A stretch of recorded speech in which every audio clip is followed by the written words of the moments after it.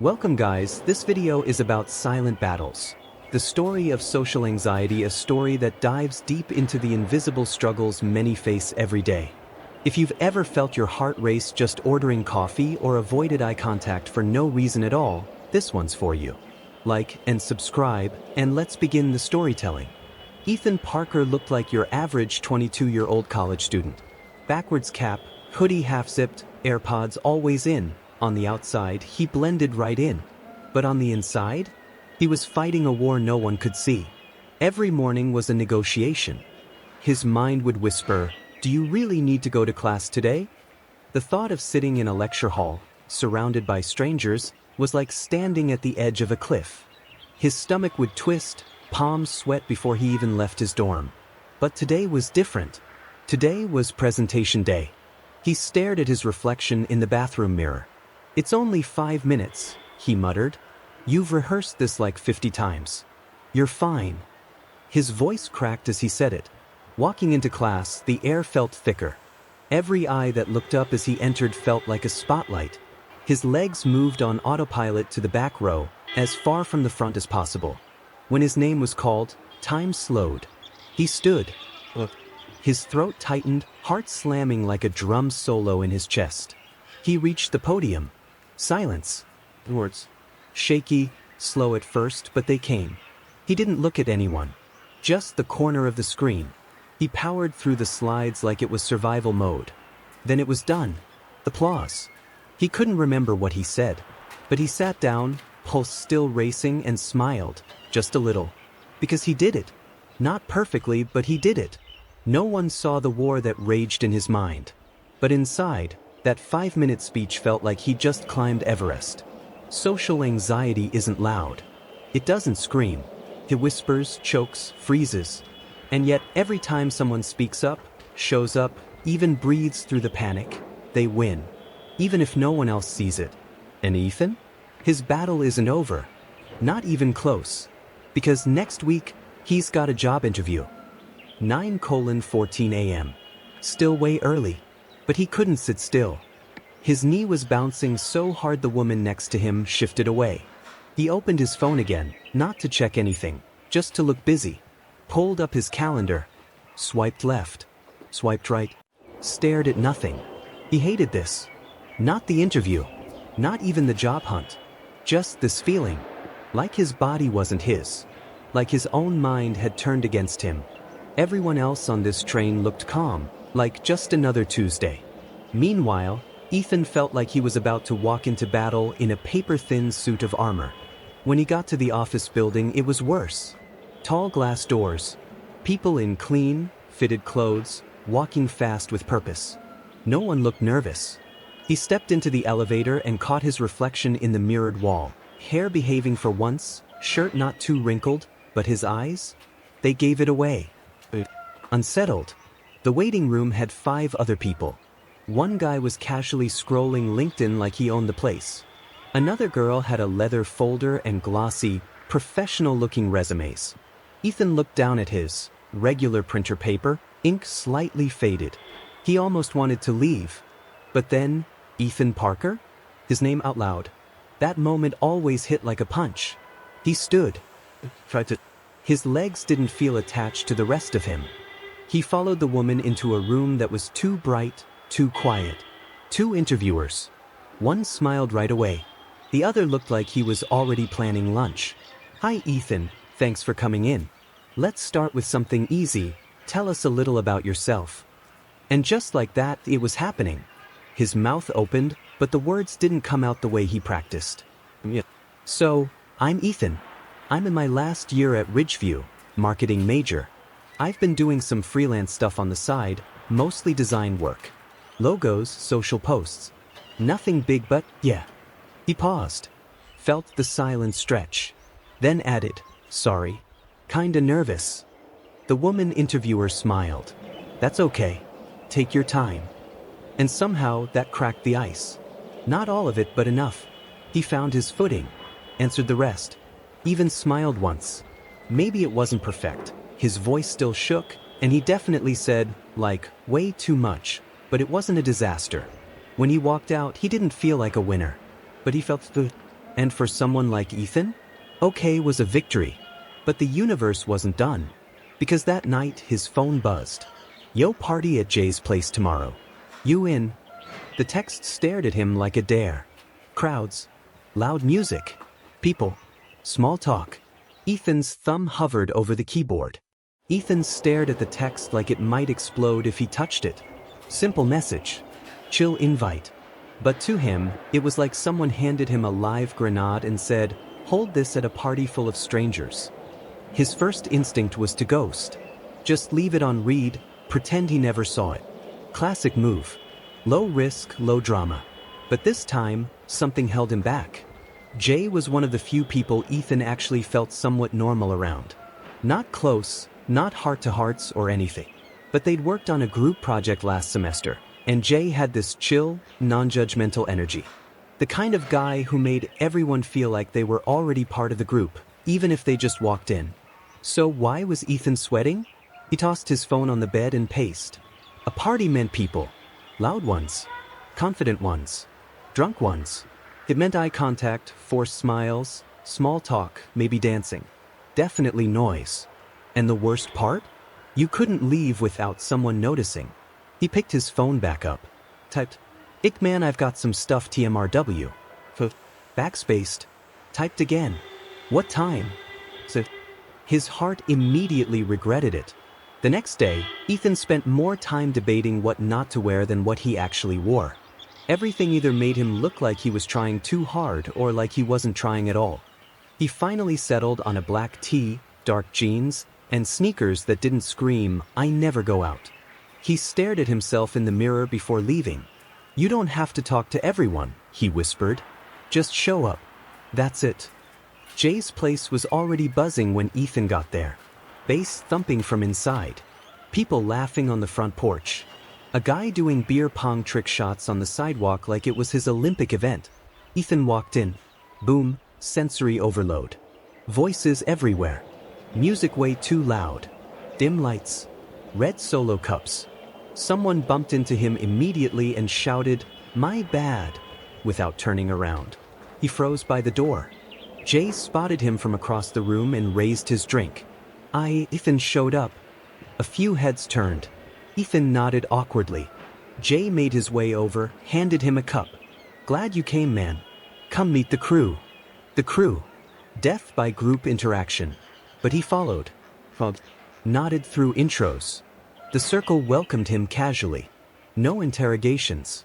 Just small talk. Someone complimented his shoes.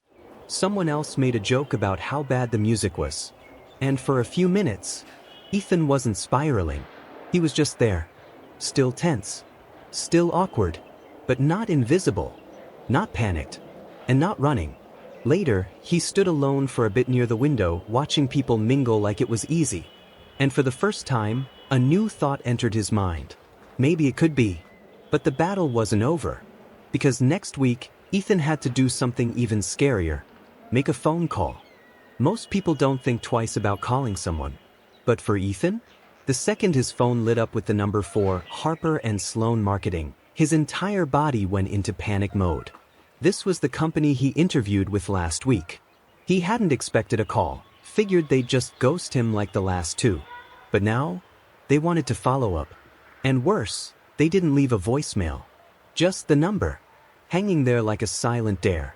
He paced the length of his room 5 times, phone in hand, mind spiraling. What did they want? Another interview? Did he forget to mention something? Or maybe they changed their mind and were calling to reject him directly, like some twisted courtesy. No one calls anymore unless it's serious. What if you say something dumb? What if you freeze? He turned on his fan. Turned it off. Opened Spotify. Closed it.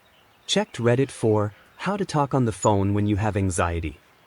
Nothing helped. His chest felt like it was caving in. He sat on the edge of his bed, staring at his phone like it owed him money. Then took a deep breath. "Okay, Ethan," he whispered. "You survived the interview. You went to a party. You didn't explode. You can handle this." He pulled up the number. Pressed call. The ringing felt eternal. "Hello, this is Diane from Harper and Sloan. Is this Ethan?" His throat tightened. This is Ethan Parker. Hi. Hi, Ethan. We just wanted to follow up. The team really liked meeting you, and we'd love to offer you the position if you're still interested. There was a pause, because Ethan forgot to breathe. Oh, wow. Yeah. Yes, I'd love that.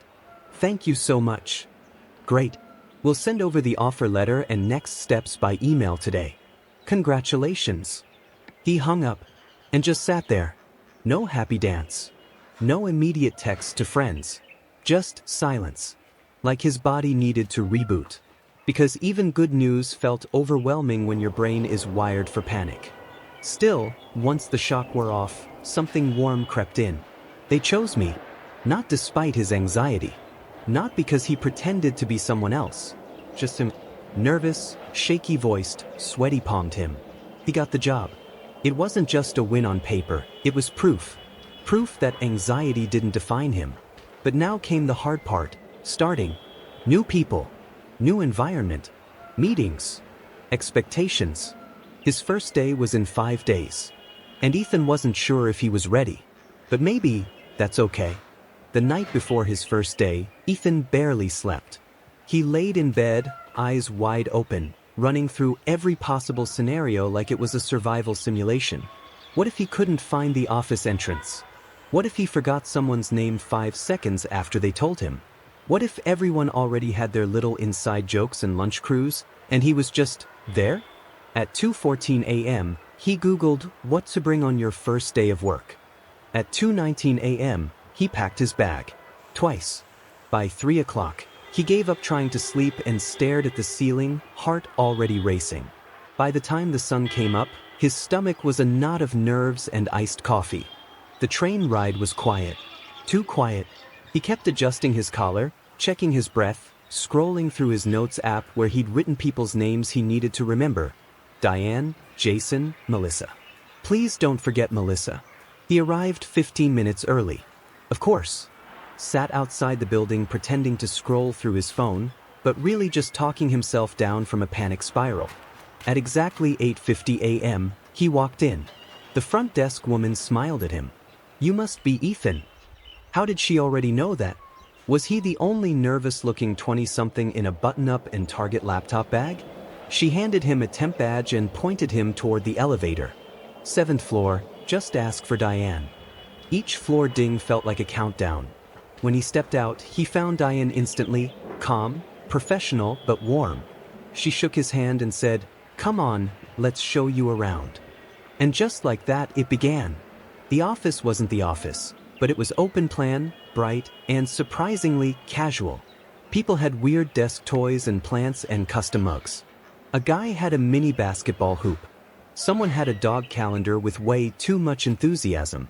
He got introduced to a blur of names. This is Kelsey, she's on the branding team. That's Raj, the email guy, he's hilarious. Oh, and that's Mia, you'll probably be working closely with her. Ethan smiled, nodded, repeated names in his head like flashcards. His desk was next to the window. Small but a screen, a chair, a notepad someone had already left with a sticky note. Welcome to the team, Ethan, smiley face, Mia. His brain didn't know what to do with that. Lunch came fast. A few coworkers invited him to join them, and even though his instinct screamed no, he said yes. Barely ate. But he listened. Laughed once. Didn't embarrass himself. Small wins. At 5:12 p.m., he left the building. And as the door closed behind him, he realized. He survived. No breakdown. No sprinting to the bathroom to breathe. No disappearing act. It wasn't easy. His heart was still tired, his brain still overanalyzing every second. But he did it. And tomorrow? He'd show up again. The email landed in Ethan's inbox at exactly 9:03 a.m. Subject, quick check-in. Hey Ethan, let's do a one-on-one tomorrow, just to see how your first week's going. Nothing serious. Let me know if 2 p.m. works. Smiley face, Diane. Ethan's stomach dropped. The words, nothing serious, might as well have been written in blinking red font. He stared at the screen, heart starting its usual tap dance. Why did she want to talk? Had he already messed up? Did he come off too quiet? Too awkward? Did he take too long on that assignment yesterday? He triple-checked it before sending, but maybe there was a typo. Maybe he didn't ask enough questions. Maybe she saw through the fake-it-till-you-make-it version of him. He took a slow breath and replied, 2 p.m. works. See you then. Then he minimized the tab and tried to pretend he wasn't spiraling. The next day, 1:57 p.m., Ethan was standing in the hallway, sipping water he didn't need and going over imaginary scenarios in his head. Diane's office had a big window and one of those white noise machines that made it feel like a yoga studio. She smiled as he stepped in. Hey, come in. Close the door behind you.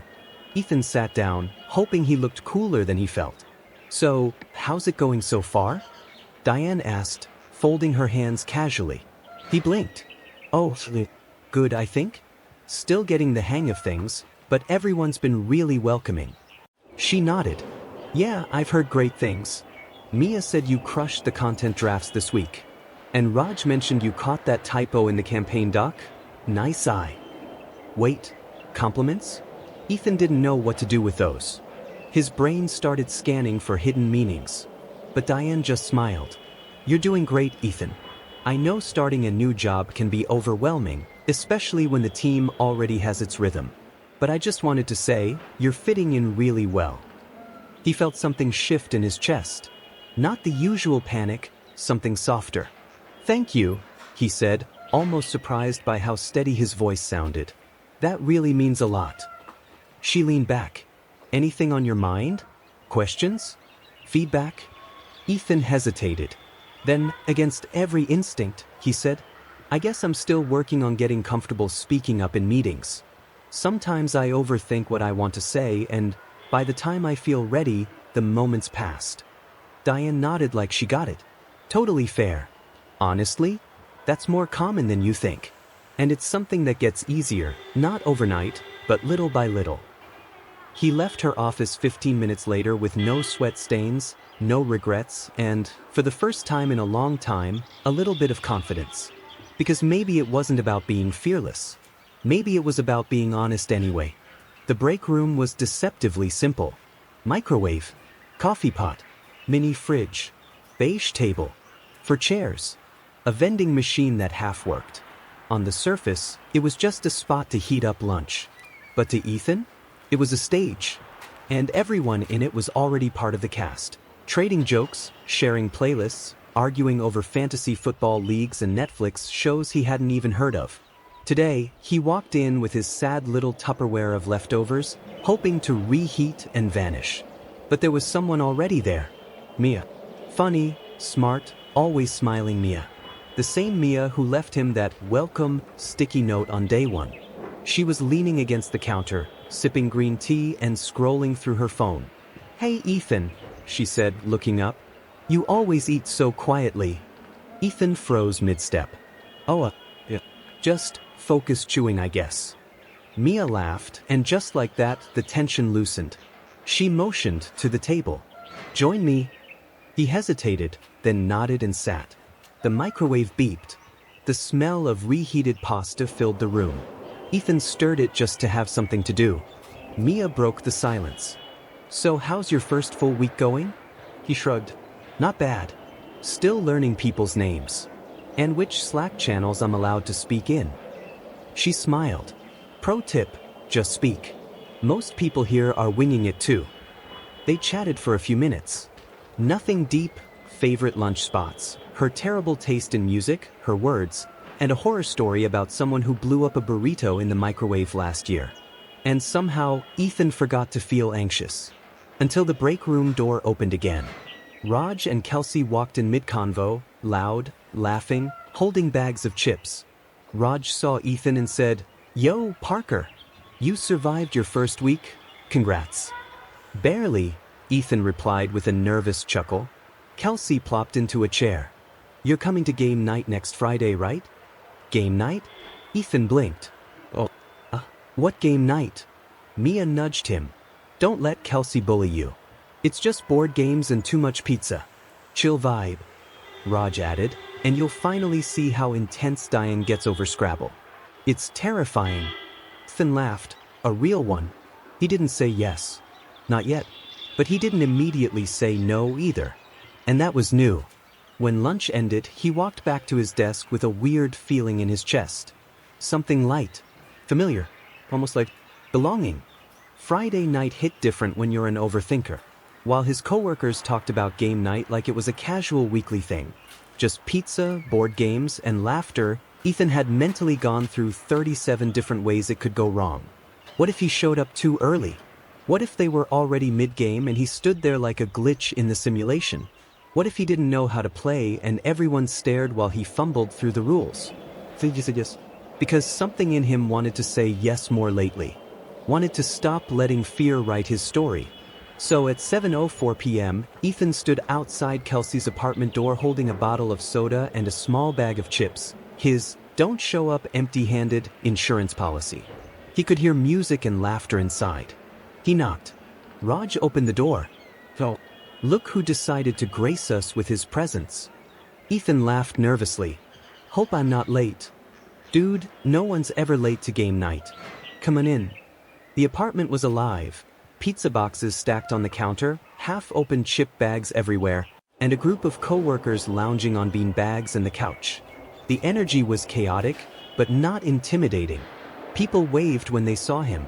Someone shouted, "Grab a slice." Mia made her way over and grinned. "Hey, you came?" "Yeah," Ethan said, awkward but genuine, trying not to be mysterious forever. They sat. They played. First, it was something simple, Uno. Then Taboo. Then a chaotic round of Cards Against Humanity that left even Diane crying from laughter. Ethan didn't win a single game. But he also didn't panic. He made jokes. He mispronounced a word and turned red. He got roasted for picking pineapple pizza. Seriously, the hate was real. But it was all in good fun. No one judged him. No one made it weird when he went quiet for a few minutes just to breathe. At one point, during a break between games, Ethan found himself sitting on the balcony with Raj, eating a cold slice of pepperoni. "You're surprisingly normal," Raj said, nodding. Ethan laughed. "That sounds like a backhanded compliment." "No, I mean it in a good way. Most new people are either trying too hard or totally silent." The balance. Ethan paused.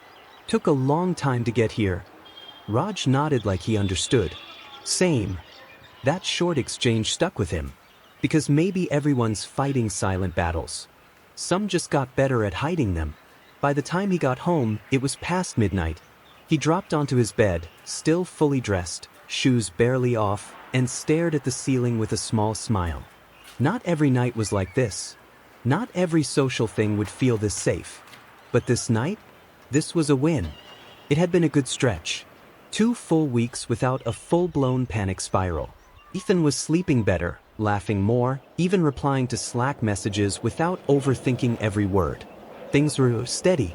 And that's what made the crash hit harder. It started on a random Tuesday. A normal day. Morning coffee, email check, a few jokes in the team chat. But right after lunch, Diane sent him a message. "Can you join the 2 p.m. client call today? Just to observe, no pressure to speak." No pressure. But those 2 words triggered something in him. A small wave, then a ripple, then a full internal flood. He'd never been on a client call. What if they asked him something directly? What if he froze? What if he said something dumb in front of Diane and the clients and the whole team thought he wasn't ready? His heart picked up pace. His palms started sweating. The office air felt heavy, like it thinned out just to mess with him. He clicked away from the message and stared at the clock. 1:12 p.m. Still 48 minutes until the call. But his body was already reacting like it was happening now. He got up, walked quickly to the restroom, locked himself in a stall and sat on the toilet seat lid, fully clothed, elbows on knees, trying to breathe. In through the nose. Out through the mouth. He'd read that somewhere. Didn't help much. His thoughts weren't logical anymore. Just fast and loud. "You can't do this. You're messing up a good thing. Why did you think you belonged here anyway?" He stared at the floor tiles. Focused on one cracked corner like it was a lifeline. And slowly, the wave began to retreat. Not all the way, but enough for him to stand. Splash water on his face. Look in the mirror and whisper, You've felt this before. You made it through. You'll make it through again. By 2 p.m., he was back at his desk. He joined the call. Said nothing. Just listened, took notes, nodded when someone made eye contact through the screen. No one even noticed the storm that happened before it. Because that's how it is with anxiety. Sometimes it vanishes for weeks, then shows up like a ghost you forgot was still haunting you. But Ethan survived it. And when Diane slacked him after the call, "Thanks for sitting in. More of these coming soon," smiley face. He didn't panic this time.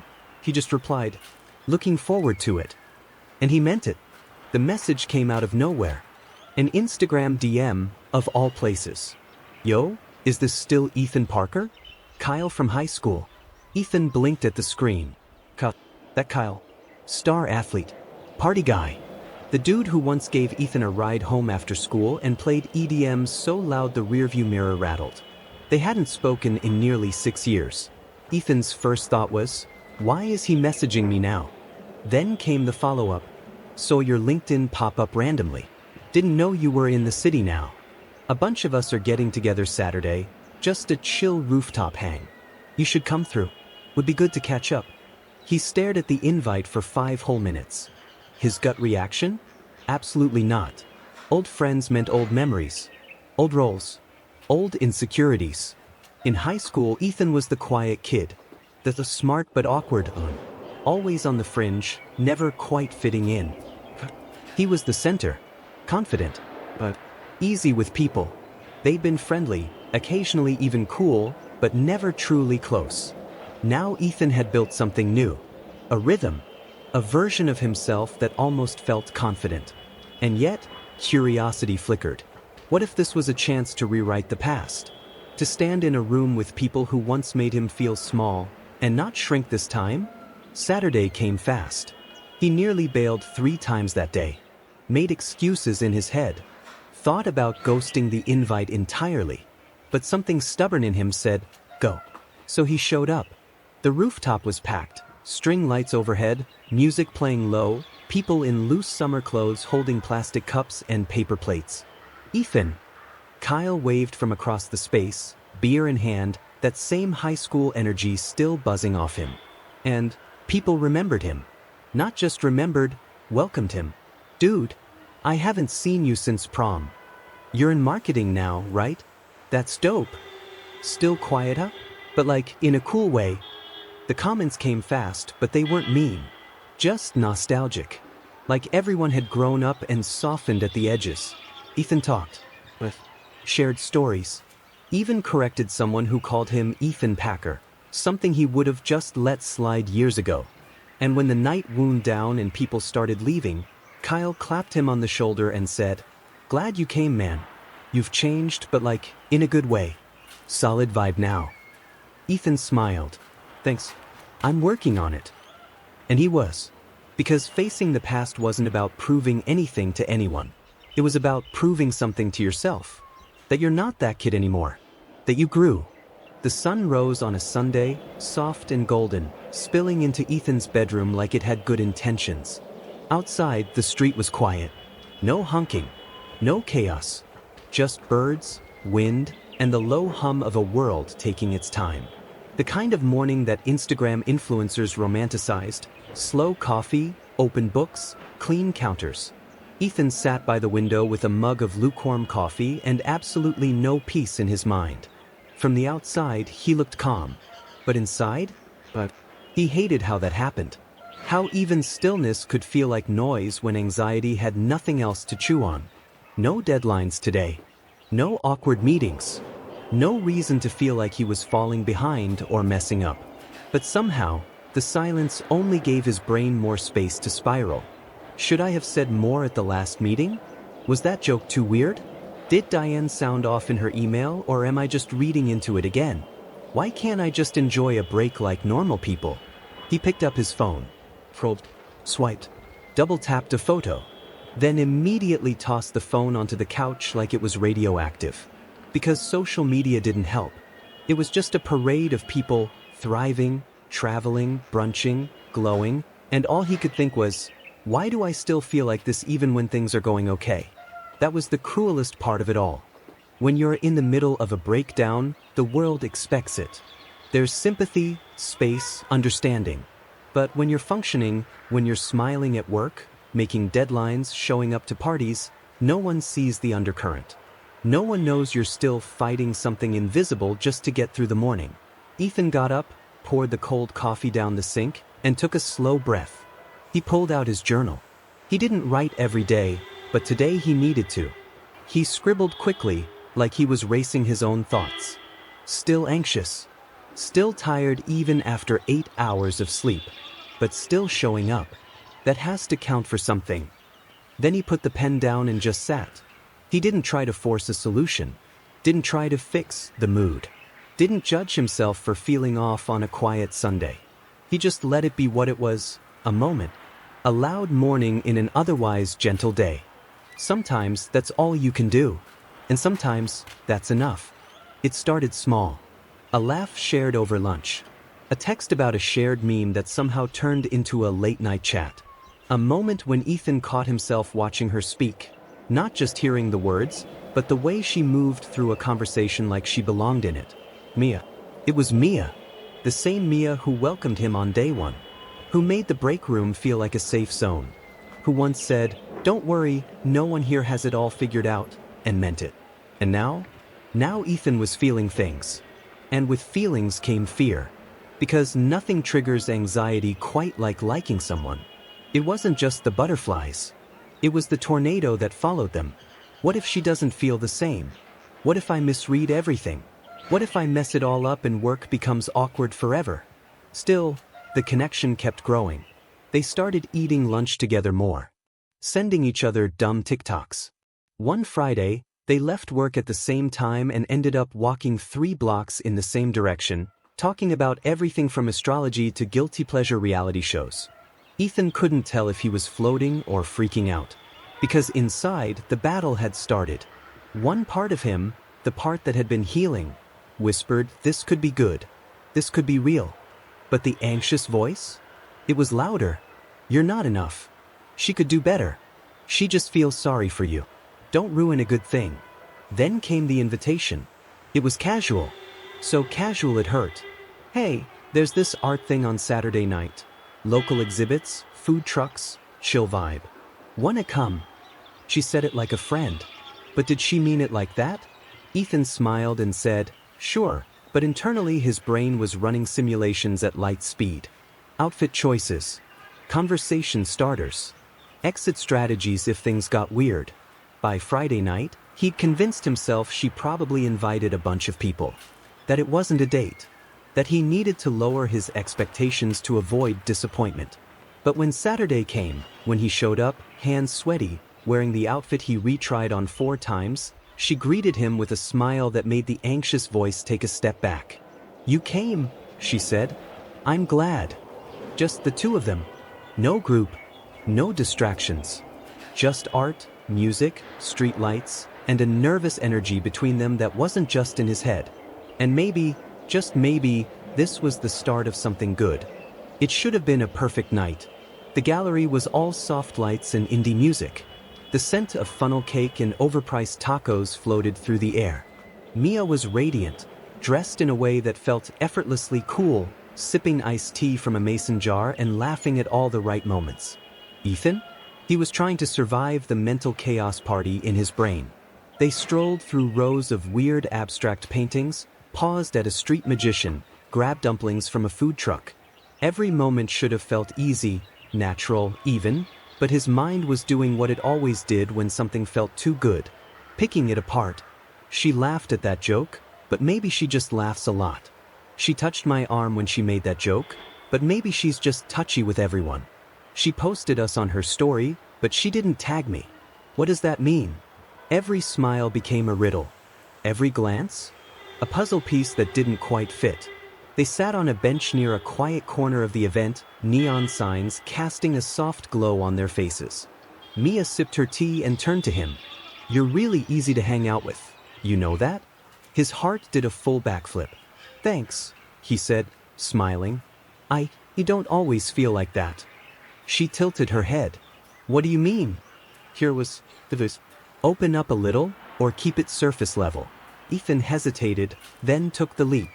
Sometimes I get stuck in my head, overthinking stuff, wondering if I'm being too quiet, too weird. I'm here, but also managing 1,000 thoughts. Mia didn't blink, didn't flinch. She nodded slowly. Yeah, I get that. I don't talk about it much, but I get anxiety too. Social stuff, work stuff, the quiet kind that hit Ethan like a warm wave. You do. Of course, she said, smiling. You think people like me don't get anxious? We just hide it better, or joke through it. But yeah, I overthink everything. They sat in the quiet hum of mutual understanding, and for once, the voice in Ethan's head took a seat in the back row. Maybe she wasn't just being nice. Maybe she saw him, actually saw him. And maybe, just maybe, she felt the same. As they walked to their rides, she nudged him lightly and said, "Let's do this again. Soon." Ethan smiled. Yeah, I'd like that. And he meant it. But of course, later that night, lying in bed, the voice returned, not as loud, but still there. What did soon mean? Tomorrow? Next week? Was she just being polite? Was it a date or just two anxious people distracting each other? The heart wanted to believe. The brain wanted receipts. And in the middle? Finn, learning, slowly, to live in the gray. It was a Tuesday. Not a dramatic day.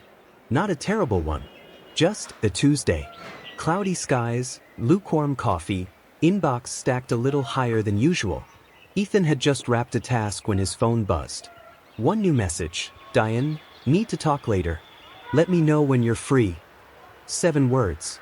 That was all it took. His stomach dropped. Hands went cold. That old familiar rush. Adrenaline, worry, worst case scenario mode. He stared at the message like it had teeth. Need to talk. No emoji. No context. No smiley face to soften it. Just pure anxiety fuel. Immediately, the thoughts took over. What did I do wrong? Did I miss a deadline? Say something weird in the last meeting? Am I getting let go? He opened Slack, scanned his recent messages. Reread his last email to her twice. Checked if any files were overdue. Everything looked normal, but it didn't feel normal. His chest was tightening and that tiny bit of calm he'd built over the last few weeks, crumbling. He texted back, "Hey, I'm free after 3. Then stared at the clock. It was 11:47 a.m. Every minute after that crawled. Time slowed down like it knew he was suffering. And the spiral continued. You should have said something more casual. She probably thinks you're being stiff. Too formal. Or maybe she's already disappointed. Maybe she's been disappointed for a while. By 2:50, he couldn't focus. He refreshed his email 3 times. Opened and closed Slack. Paced the room like the floor was lava. At 3:04, she finally called. He answered with a voice that didn't sound like his. "Hey Diane." "Hey Ethan. Just a quick thing. I wanted to check in about that new client deck. You're doing great, by the way. I was thinking we could tag team the next one together, bring your ideas in earlier. You've got a really fresh voice." That was it. Not a warning. Not a complaint. Not even close to what his brain had invented. The call lasted 6 minutes. She hung up, cheerful as ever. And Ethan just sat there, stunned, because nothing had happened. And yet, inside, everything had. The backslide wasn't about Diane's message. It was about how quickly he fell into panic, how fast the fear returned, how fragile the progress sometimes felt. But here's the thing. He noticed it. He caught it. He didn't run, didn't cancel the call, didn't fake a headache or ghost it. He showed up, anxious, scared, spiraling, but still showed up. And that counted. Because healing isn't a straight line.